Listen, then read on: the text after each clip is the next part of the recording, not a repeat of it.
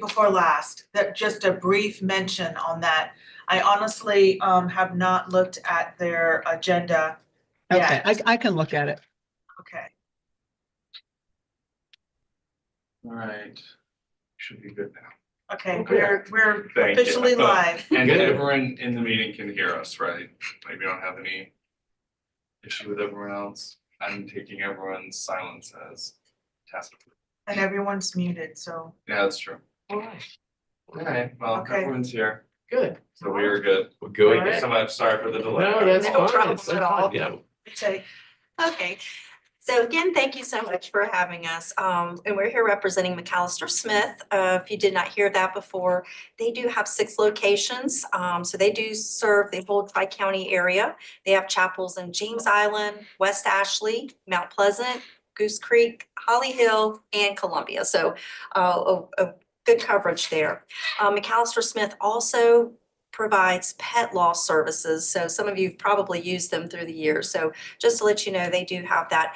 And McAllister Smith has been serving the Charleston area since 1886. So a long tradition here in Charleston.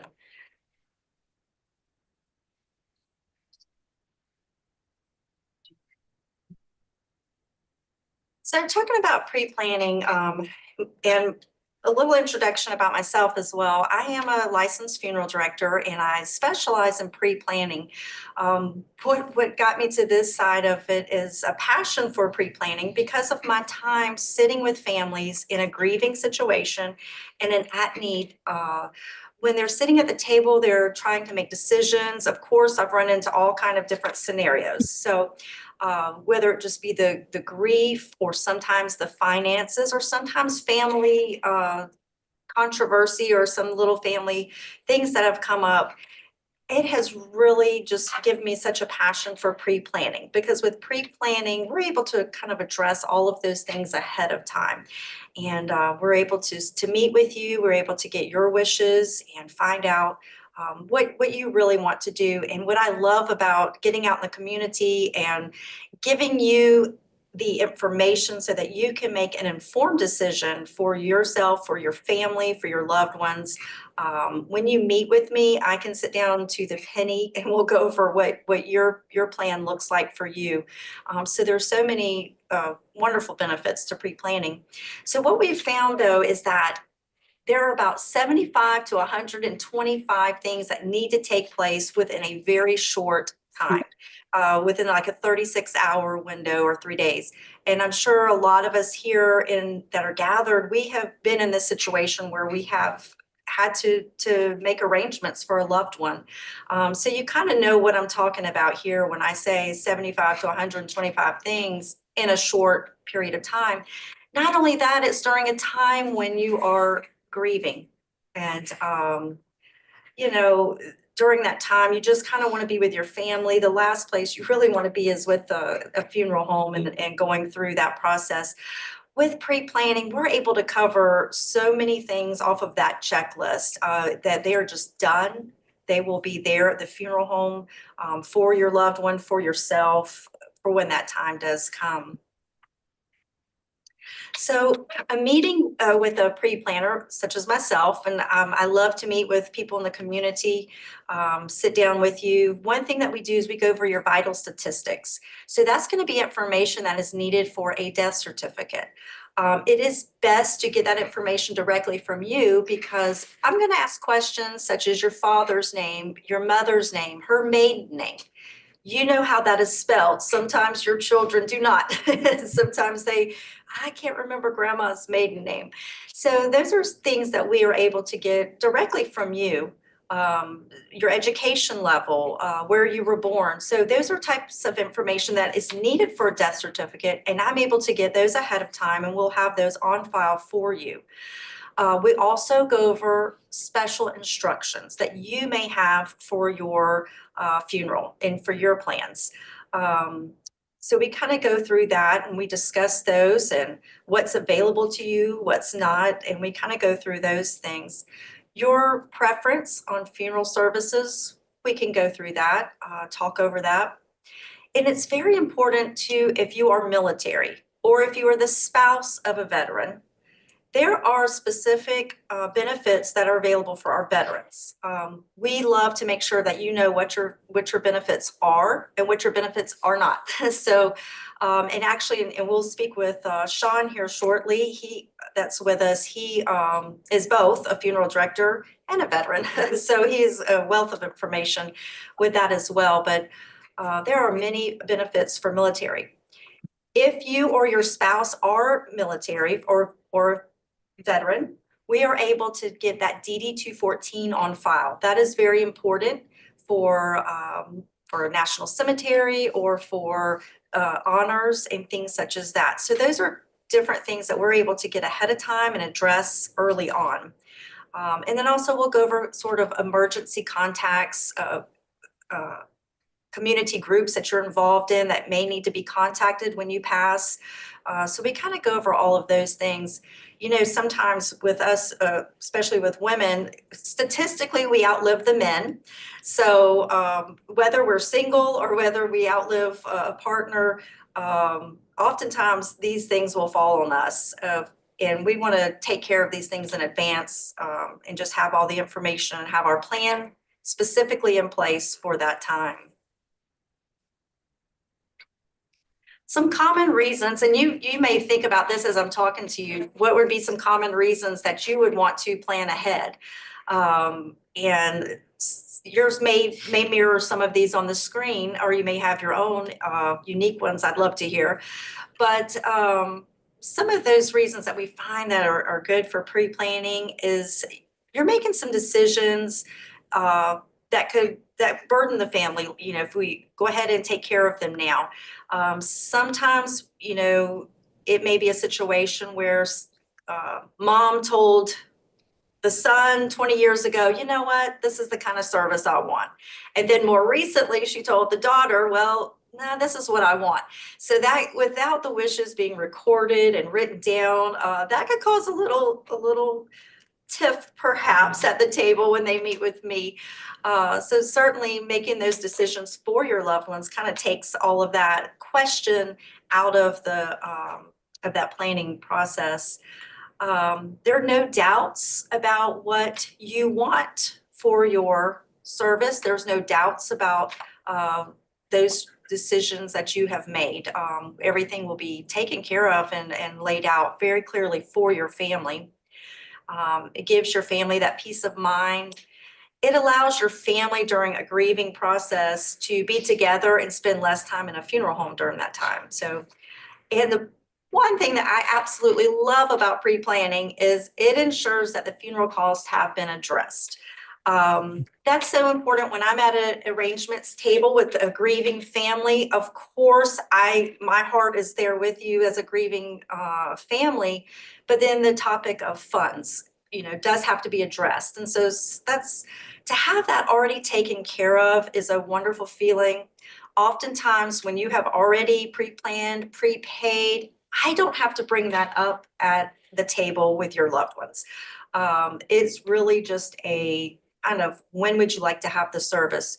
So it really does take care of and address that. Pre-planning allows you to lock in prices. And that's another thing. I often say if you could go back and purchase your first home ever at the price that you paid for it back then, you would probably buy 10 more of them at that price today because nothing stays the same. So that's, and a lot of people I find in our community or that I meet with, they aren't even aware that funeral homes offer this option. And it is a wonderful for the consumer. It locks that price in, your funeral is taken care of. So that's why I'm pretty passionate about even getting out in the community and opportunities such as this to kind of get the word out there and educate all that I can, because this is a great service for families to have that funeral cost locked in. So.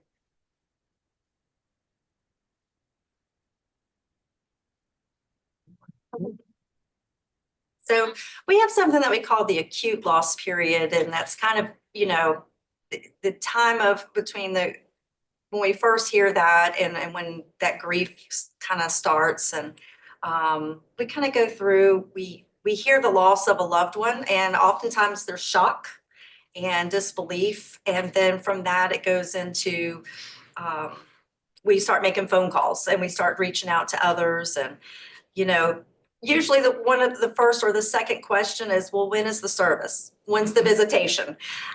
Because your family wants to know, hey, when am I going to get to see you? When am I going to get to put my arms around you and hug you and be there for you? So these things are all very important when we sit down to think about that, you to think about your family, think about your loved ones, and what that's going to look like for them. What kind of service, what kind of sharing and reflecting and connecting is this going to mean for them? And we go over that whenever we meet with pre-planning, and just to kind of make it personal to your wishes, personal to your family, and those type of things. So we go through that when we're doing our planning. Some key points to pre-planning. And as I've said, locking in that cost is my favorite. That is such a huge benefit for families. The funeral home will guarantee those prices. So just because you meet with me and do pre-planning, it does not mean it is a reservation. So I tell all my families it's okay. This is something that I will put in a drawer and it can last for decades. So you go live your life and enjoy your life. This is often a topic that we don't want to talk about or think about, but just from my experience, it is much easier to discuss whenever we're sober-minded, we're not grieving, we are making educated, informed decisions about our plans, versus at a time when we are grieving and our hearts are so heavy that it's hard to think clearly. So certainly that. So locking in the cost, guaranteed that price, you can go on and live a much longer full life and don't have to worry about the rising cost of at least your funeral. Maybe the cost of eggs, but not the funeral. So your funds are protected. It's a very safe way to do what we are highly regulated. So consumers are very protected in South Carolina. The funeral home itself will not hold your funds. So what that means is we have to use a third party, and we have a specific provider that we use for that. They hold the funds and until the person passes away. Then those funds are released to the funeral home. The funds are protected and safe. If anything ever happens to the funeral home, your funds are there.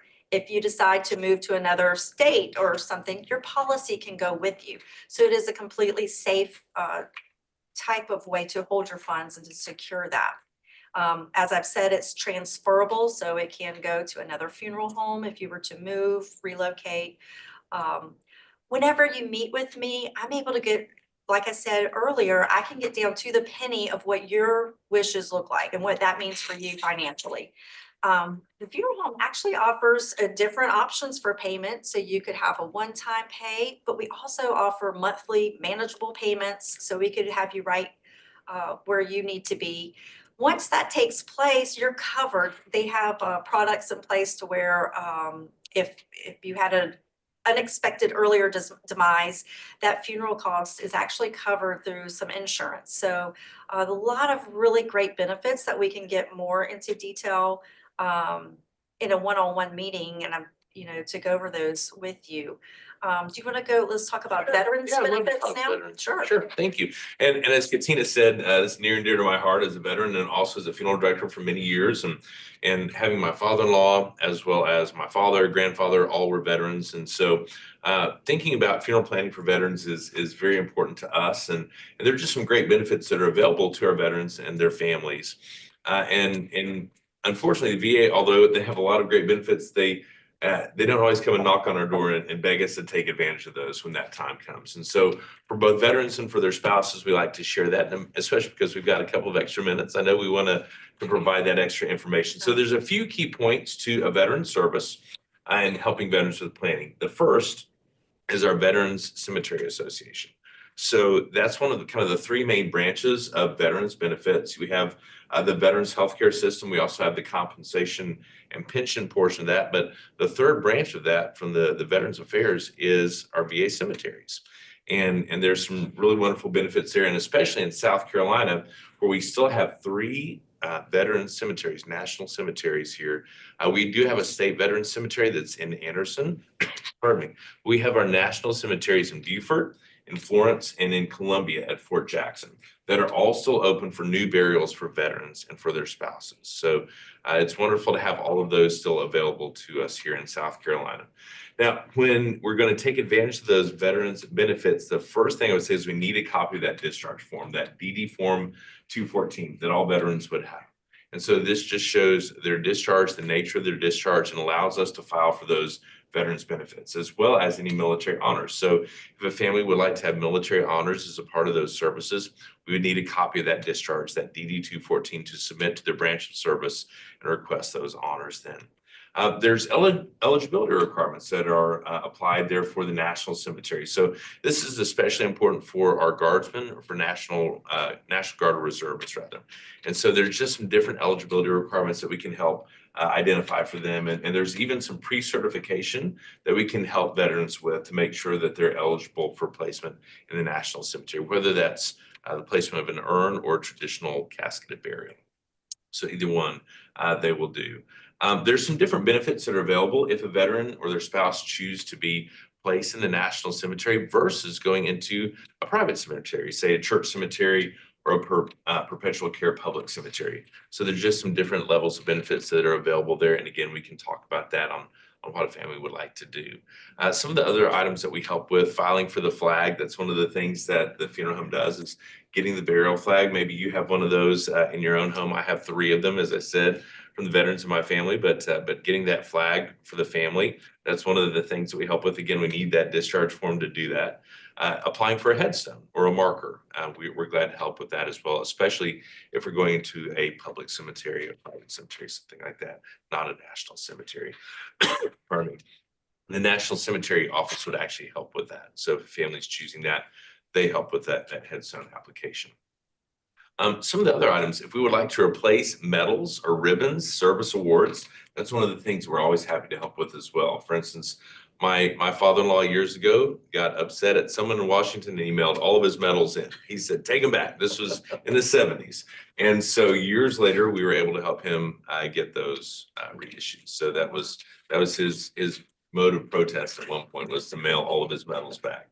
I don't know if it did any good, but he got them again before he passed. A couple of things we always do want to make sure that folks are aware of. And unfortunately, just within our veterans community, sometimes there's a misunderstanding about what the VA will actually take care of. So veterans caskets, veterans urns have not typically been and historically been benefits that veterans receive, a free casket, free urn. There is an update to that. Last summer, the VA started to provide a commemorative urn for veterans who choose that. It has their name, it has their dates of service, information about them on that urn. However, it's important to talk about that in advance, because by choosing that benefit, you choose to give up a host of other benefits. So that's a new benefit that we're still navigating in the funeral homes and learning a lot about that. And so if that's something that you'd be interested in, we're always glad to provide more information there. The other part that is sometimes a misunderstanding is cremation services, burial services, those things. Funeral services are not free benefits through the VA. They'll basically provide everything inside the gates of the cemetery, or they'll provide that urn, but they will not provide the other items for the funeral services. And so it's important to understand what those benefits are ahead of time, and to make those choices so that the family is protected and understands what they have.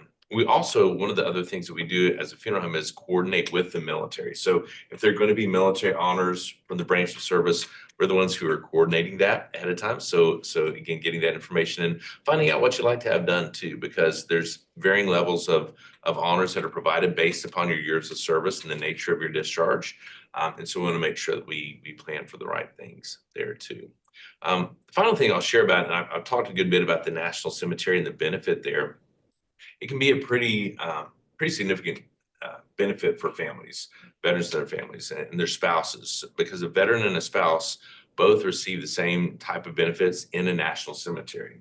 And so if you're to look at the cost of those, if you're going to a public cemetery here, it might be $7,500, $8,000 or more per person that then can be saved by using the National Cemetery Association. So versus going to a cemetery here, if you chose to go to Beaufort, and have a traditional burial, it could be pretty significant, $15,000, $16,000, $17,000 in ultimate savings or more. And so we love to get the word out to our veterans about that and help put a good plan in place ahead of time, because the more that we can plan for that, then the better off people are, because they know what those options are. So yeah, we love to help folks plan ahead. So they've got that. Again, we need the DD 214 to do that, but we can help coordinate all that for you as well. If you're missing a DD 214, that discharge form, we can actually help file for that too and get a replacement. So it's near and dear to our heart to make sure that those are taken care of as a part of the bigger picture of good advanced funeral planning. Several questions. Yes, sir. Is there a charge for the pre-planning? Great question. There is not. There's not, even if we choose, somebody chooses to go to another funeral home. That's fine. Yeah, So that's a service that you render to the public. it is. Second thing is, do you supply, there are certain religious not rules, but religious things that being an Orthodox Jewish person, there has to be somebody there with the deceased. Do you allow that depending on whatever religion it We is? do. Muslim, Certainly do. Hindu, Catholic, or whatever, okay. Absolutely. You don't supply, family has to find the person to do it, but they can come to the funeral home, Absolutely, we'll all accommodate. right? What are the legal, I'm not a South Carolinian, although I live here, and I was stationed here in the Navy, but what are the rules about the ashes? Where you can, recently I was told by a family they weren't allowed to put them in the ocean. And I don't know that that's true, but that's what the family told me. Is there laws about where the ashes can be, I'm gonna say disseminated? Certainly. Whatever. Yeah, sure. you want. Great question. Do you want me to take it? Go for I'm it. glad to. So a lot of that will have to do with the Clean Water Act from decades ago, right? So as long as we're more than 3 miles offshore, then we're okay to do that. And that's one of the things we're glad to help folks connect with a captain who can take you out on that And charter. could you and do take it on to the that. beach? Let's just say Folly Beach. I'm not in the water, but in the sand or, Right. It would have to be private property in order to do that. That's So you things. could If do it in you- your backyard? If you have private property and folks are okay with that, then there's different rules than if it was, non-cremated remains. So, yeah, Okay. great question. So, And, yeah, if a regular funeral is X, whatever X is cremation, what percent of X in general? I know it varies. I understand. right, sure. Is it 0.3, 0.8, 0.6?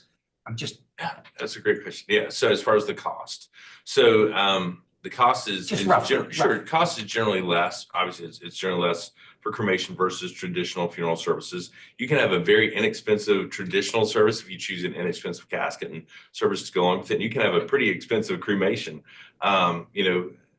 What would you say? Around half or so, a little Probably. more. Yeah. But Yeah. but if you're using veterans benefits, you can get a traditional for very close to the Cost. the cost of cremation, if you have veterans benefits. okay. And the final thing is, when one of my cancer patients passed, the family, I'm going to just say, I don't know if they bought it online, but they bought their own casket, say from online. I'm not Amazon. It happens. Something. It does. There's some company that they told me that makes caskets somewhere, not the big fancy ones that you use. Can they then buy their own, as long as it's reasonable? I mean, and then bring it, and you allow them to use that at your institution? Yes.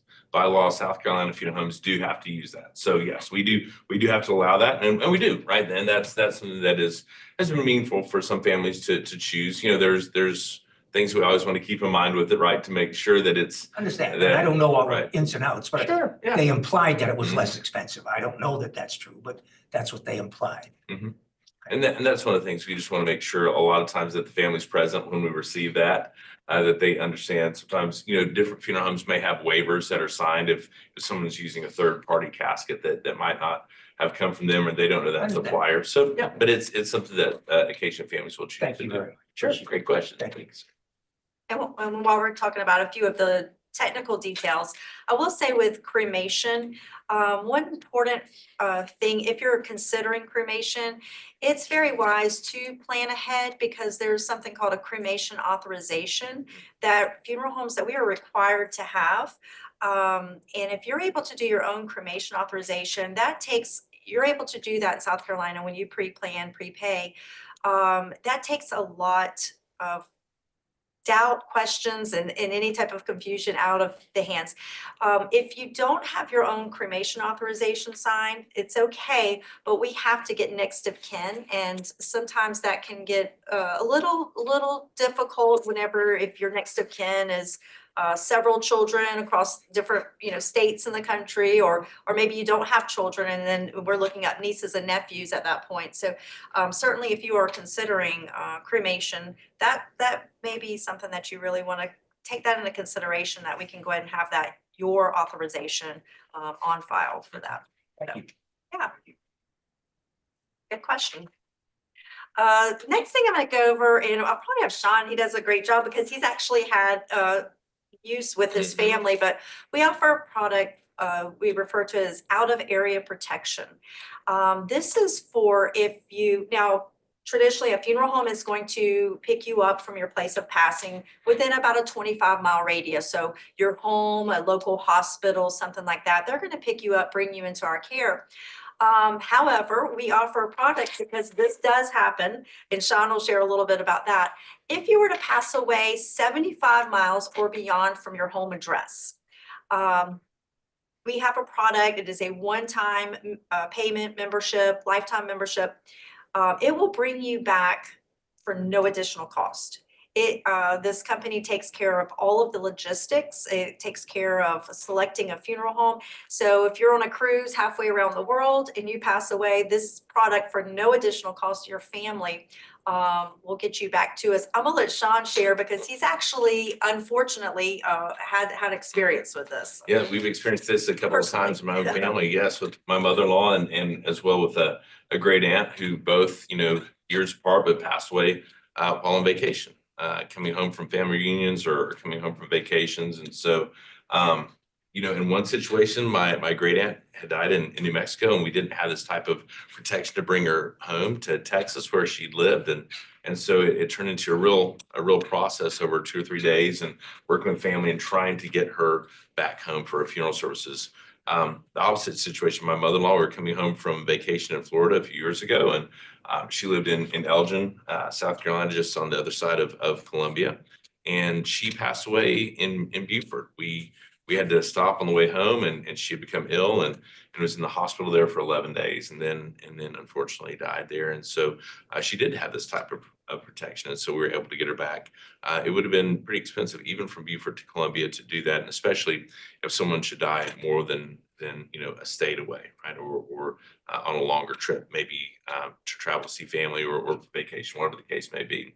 And that's why we have this is we don't want this to be something that is an additional concern for families. So the nice thing is we don't know when our time will be. We don't know where that will be. So this is the type of protection that makes it a little bit more peace of mind for folks. Wherever we may go, we can always get back home. So big advocates for this. Yeah, so it's a great product. And it's something that a simple phone call to me, this we can actually do over the phone. It's a very easy thing to sign up for and have. You carry a wallet sized card with you, and if something like that were to happen, it's one call. So you place that call to that, and they kind of take over from there. So it's a great product, and so I'll have my contact information so you can find out more about that, or with pre-planning. Talking about Sean and I, one thing that we love to do is to go out into the community to do education. So if you have a facility or part of an organization where you think that what we have to share would be beneficial to your group or to your members, we are certainly always happy to come in and do that. We have one where it's more peace of mind, where we go over the benefits of pre-planning, or we can also more tailor it towards veterans benefits. So if that's sort of your group, we can tailor our message a little bit just to try to reach your members. And it's just something that we're very passionate about, and that's why we do this. And it's my goal to have all of Charleston pre-planned, so. We love everybody have a plan in place. Yes. It just makes it so much easier. And I to do say so. that because of sitting at that arrangements table with grieving families, it just, I've never had anyone say, gee, I wish mom and dad had not pre-planned. Never had that happen to me. However, I've had the opposite where they were so relieved. And I look at it as a gift of love to your children, to your family. You know, I plead with my mom. It's like, please pick out what you want to wear, the songs you want. I don't want to make any decisions.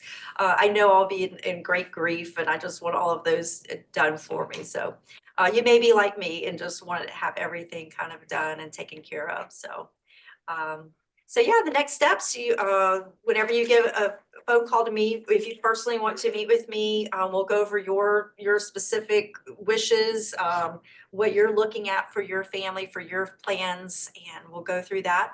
We complete that memorial guide. That's where I get that vital information from you. We're going to customize your plan, and then we'll go over that funding options, and I can show you what's available to you, and that way you can have it covered from day one, never have to think about it again, don't have to talk about it anymore. It'll just be done. And it's a good feeling once you get to that place. So sometimes coming into the appointment with me can be the most daunting, but I try to make it fun a little bit. Trisha's met with me, so we try to make it as I know it's a heavy topic, but we get through it in a hopefully fun or a little bit of a positive way. So it's a much easier process than in a grieving situation. Absolutely. So Thank you for the information. absolutely. Yeah. So I'm going to put my name and my email address and my phone number on the screen. You're welcome to take a picture of that or jot it down. I'll share it out as well. Oh, by perfect. email, so. Yeah. always And like I said, we're always happy to come in and speak to your group, or if you want to set up a time to come, to speak with me, I'm very honored to do that. Thank you so much for having us. Yeah. Can I ask a question? I was just about to say, please open it up for questions. Do you work with anybody at the College of Charleston? I have not. We have No. not yet. Well, 75% of our students are from out of state. And unfortunately, we lose one student every semester. Wow. So I know, I know nobody wants to talk about it, but that's the reality of a college campus. So you should, I'm not sure who you should contact, but I think you should contact somebody and just make them aware, because it does come up. Okay. Absolutely. Thank you for that. I'm sure it's for all the colleges, it's like that, but I know for sure we lose one student a semester. So that's for sure. Maybe something called student services or residential life or, Maybe even the provost. yeah. The provost office would probably be able to direct you to the right group. That'd be wonderful. Yeah, Thank you. Thank you. That's a great point, Denise. Yeah. Thank you. Any other questions? Actually, when you were talking about planning, one of the things, in addition to outreach, does McAllister Smith have like a foundation for those who may be homeless and they pass away or they don't have any family? Like, this is, what happens? Do they just sit in the city morgue? I mean, how does that even work? So it's kind of case by case, right? And so especially on those indigent services, we want to make sure that folks that are in need have respectful and dignified services and means to take care of their final disposition in a way that's meaningful, especially if they have family who just can't take care of the cost. Then we want to work with each family to make sure that's taken care of. Sometimes we do happen where there is someone who has no family and has no means for that, and at that point we'd work with the county to make sure things are taken care of as well. And so that's something that many times funeral homes will work with a coroner's office as well to make sure that a person receives that final care as best as we can. So those are difficult situations, but the fortunate thing is most times there's someone there who can help take care of that or give us some guidance when that time comes. And that definitely piggybacked on the student type situations, even though there's an expectation that there would be a next of kin for a student. But if there's someone who just doesn't have family Mhm. or a way of notifying anyone related to them at all. That's very interesting. That just popped up, but really great stuff. I know that it is a really tough topic to address, but it's so important. And especially for our indigent population and for a lot of women who may have just a child or two and just really doesn't have that direct connection with any close relatives. So wonderful. Any other questions? Because I can go on this, unfortunately. I just have one more and a comment. Absolutely. When you do you actually sell? I know for one of my relatives, we had a funeral annuity, and it was actually an annuity. And actually, it was for my mom, and we paid in the annuity for 10 years before she passed. So when she passed, everything was covered. It wasn't, she bought the annuity through the funeral home, but the annuity company was an actual insurance company. So do you guys do something like that? Or how does that work? We do. And so for us, our company is called Funeral Directors Life Insurance Company. They're out of Abilene, Texas, and they're Okay. our company that holds those funds. And that's a good thing. In South Carolina, every funeral home is required to use that third party. And so there's different insurance companies out there that hold those funds. And so for us, we've got a variety of plans. So from single payment to multi-year terms to even for us, our annuity product is used primarily. It's for those who are under hospice care or who have received a terminal diagnosis. And so even in those situations, sometimes it makes more sense for families to make those plans and to take care of that payment in advance, because there may be folks who have signature authority on an account and they know that it's going to go away at the time that death occurs. And so they can take care of those things ahead of time so that no one's trying to figure out how to access those funds from the bank after a death. And so in cases like that, it makes sense to take care of that and do the annuity beforehand. But otherwise, yes, we also have other plans where folks can pay into that over a period of time too. So a lot of flexibility on how folks may wish to do that. And then because you have such good expertise on veterans, I want to make sure you reach out to the Low Country Veterans Home. That's transitional housing for veterans, but they get quite a few veterans through there, and sometimes they pass. And then I wanted to ask if you work with Art Pot, Pot, Lydia Cotton. Yeah, I don't know them. Okay, so Lydia, she represents, I got to get the number right. She represents people from 23 different countries that speak Spanish. Oh, wow. And unfortunately, I mean, she's one that works on transporting the bodies. Like somebody will be driving a bike to work and get run over and die, and they're the only person of their family in the United States.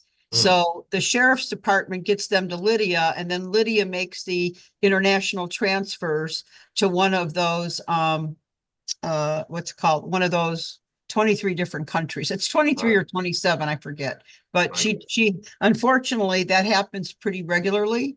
I know during COVID, she had one night where 6 adults and 1 child all expired at home at the same night. And then she had to transport them. So isn't it so funny?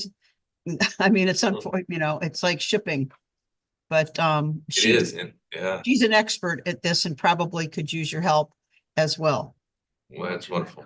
That'd be wonderful. Yes. I mean, that we would love to be a resource for her. I'm sure she could be a great resource for us as well. That's one of those things that every funeral home, a lot of funeral homes have the honor to help with from time to time in helping with those relocation services of someone from another country, but especially when we're working with translation and different forms and those things, that expertise is certainly wonderful to have. Yeah. Thank you very much. Thank you. All right. Okay, so this will end our discussion segment. Just to circle back on a couple follow-up items. I have some stuff to do to make sure that we do circle back with the mayor's office with providing information on what's happening on the Commission Women with our latest items and agenda items that are coming up, or sharing out information in their weekly newsletter. So that is still on my list to do and finalize what that looks like. And also the community resource guide from the on their website as well. I do owe the clerk's office a list of community services that we've kind of already discussed, but I will send it out again to the commission and you guys can review it just to make sure I didn't miss anything and share it on out to the clerk's office to get that posted. So there is obviously the ability to have a landing page and a resource guide through the city of Charleston from our commission link. And that's definitely an option and is doable. So the action items are basically getting it out to you guys, making sure I didn't miss any, and then I'll send it out. Okay. And then I obviously the most important, well, one of the most important things is definitely getting the Mamava proposal together. I just started to put that together and then I'll share it out for collaboration and then that circles back with council. Okay, so I'll send that out as well. So give me another week to get that out. And that's all I have. Anyone else? One thing, in today's paper, I'm still old fashioned, I read papers. There was a listing of all the week's meetings and we were listed as the committee. If you could notify the city that we are the commission. Yeah, was that on Post and Courier? Yeah, or was both that are, yeah. Not online, I'm sure it's online too, but I mean, the real paper. Was a second or third page, they had all the listings of the meetings for the whole week. And ours, we were listed at 4 o'clock. I mean, but we were listed as the committee on women, I forget what the last word was, I don't remember. But if whoever does that, I don't know who does that, sir. Somebody must send that into the post. It's right on the public meeting notice. It's correct on the public meeting notice that we publish. They usually take it from there historically, so. But if you could let somebody know that just it was the wrong terminology. Yeah, we can definitely follow. I mean, the time was right, the location, perfect, but the word was wrong. That's all. Yeah. Thank you, sir. Great point. Good stuff. Okay. All right. Well, we'll go ahead. If there are anything else, we'll go ahead and. Madam Chair, Yes. this Go is ahead. Hilda Gadsden. Yes, I ma'am. would just like to say for the record that our chair did an awesome job presenting before the city council last meeting. And we were just, it was 4 of us, but we were very proud to stand with the mayor and receive the proclamation. But our chair stood before that council and was able to get 2 of the councilmen to say that if we needed anything, just call them. So I want that to go in the record. We are very proud of our chair. Thank you so much. I appreciate that. Thank you so much, Ms. Gadsden. And we did have a wonderful support group and it Yes. really went very well. And I'm still waiting for those pictures, okay? So that is still, that request has been sent out. I'm just waiting for a response and for us to get that. But thank you very much. I really appreciate that. And we are a commission that really takes our endeavors at heart and we definitely want to make a difference. And so we are pushing through. So appreciate you all. And with that, if anyone doesn't mind, we'll go ahead and I'll make a motion to close out and adjourn for our next meeting, which will be on April 28th at 4 p.m. April 28th. Okay. So All right. All right, we've got it. We'll adjourn. Thank you so much, everyone. Have a great rest of your afternoon. Okay. Thank you so much. what is the? Enjoyed the presentation Joe, also. what is the? All Wonderful. right, thank you. Sean Riley, yes, sir. What is the, just average, just give me a rough idea. Tina can do that.